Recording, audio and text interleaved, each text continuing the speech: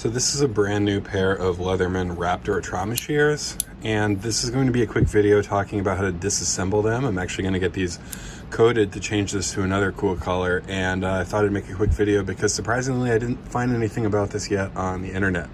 So what we are going to need is a set of security Torx wrenches. So this is a 6-pointed star that's not a hex, and it also has this little security dot in the center of some of them, so a standard Torx set is not going to work. This set that I have, I just got at Home Depot because I wanted it quickly, and it cost about 15 bucks. Starts at T9, and it also has the T10, which we're going to need. So my goal today is to just take off the handles so that I can ship them to a Cerakote. But I figured while I was at it, I'll loosen them up and show you what some of the symptoms are of loose bolts so that if you find these, then you can fix it yourself. So I'm going to start out with the main handle screws here. So first of all, when this comes brand new, there shouldn't be any slop. The only slop that you can do is if you manually pull this apart. If you look right here, you know, you can pull this apart based on the metal bending. But other than that, there's no slop here at all. So it's nice and tight from the factory. And if not, you can always tighten it up, or if you use it a bunch and it wears down, then you can tighten it up. And so what are the symptoms of loose screws? So I'm going to start with this one, the one with the seatbelt cutter on it, and put in my T10 security Torx and start to loosen it. And the first thing you're going to notice is the seatbelt cutter is going to no longer lay flush. The other symptom is you're going to start to get that severe slop. Similarly on the other side, you start to loosen that up, you're going to get slop here. So right now I have slop coming from 2 points. So if you do find yourself in a situation where just from wear or from the factory, whatever, loose tolerances, you can go ahead and tighten that up with a T10 security Torx. There are two other fasteners on here that you might find yourself needing to remove. One is this one to remove the actual shears apart, and that is a T9, so you do not need a security head for that one. The other one we're going to talk about is the little belt clip thing, and that's also seems to be a T9.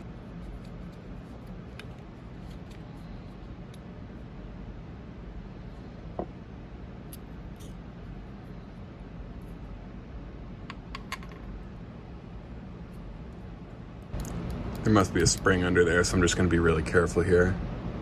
Try to be anyway.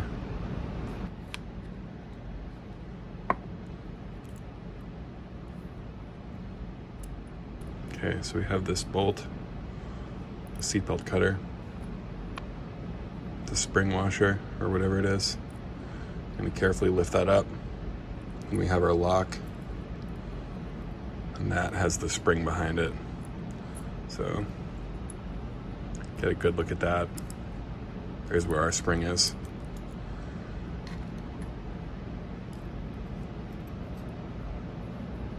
So in theory, you do the same to the other side. I'm having a little trouble on mine where this is just spinning in its place and I can't seem to stabilize that. Let's see if I can clear up some of these tooling marks, maybe with some sandpaper or something.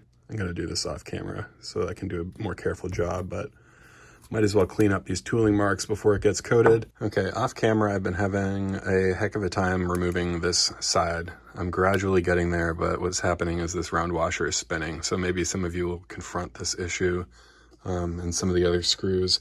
What I've been doing, I've been trying to apply pressure using rubberized pads, but where I think I'm making a little bit of progress is just by, because I noticed I could loosen it a little bit, but then it would stop. So what I'm doing now is sort of moving back and forth whenever I hit a snag and then feel it catch and rotate the washer, and that sort of allowed me to work, I think, past where I had a blockage in terms of progress.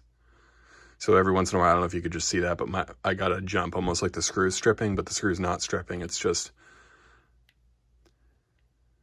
catching and rotating the washer on the other side. But if I do that, then I can work my way through. So I'm going to continue this off camera and hopefully get that removed. Disclaimer, because I do have a lot of how-to videos on YouTube. I don't actually know what I'm doing. I'm just a guy uploading videos, so don't fault me off things I don't know, do wrong, mispronounce, whatever. All right, looks like we got this. There, that one had some nice Loctite on it.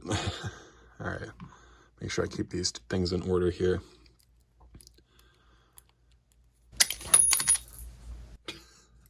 don't know if you heard that, but it just popped apart. Hopefully I can find the pieces. Here's the spring. Here's that little guy. So here's everything all laid out. Each locking mechanism has a retainer, a spring, a button, and then each bolt and its little, I don't know what you call this, you engineers, nut thingy, seat belt cutter, washer associated with that, the clip for your belt or holster, and that's T9, as well as the mirroring side on here. So this is what you get with that disassembled. I'm not gonna try to take off this button. I think that's permanently riveted on, and I'm not personally going to mess with this. If you really got yours dirty, you could probably take this off the same way. This is also a T10, but I'm gonna leave those be. So thank you very much for watching. If you have anything to add, drop a comment. Anyway, thanks for watching, everybody.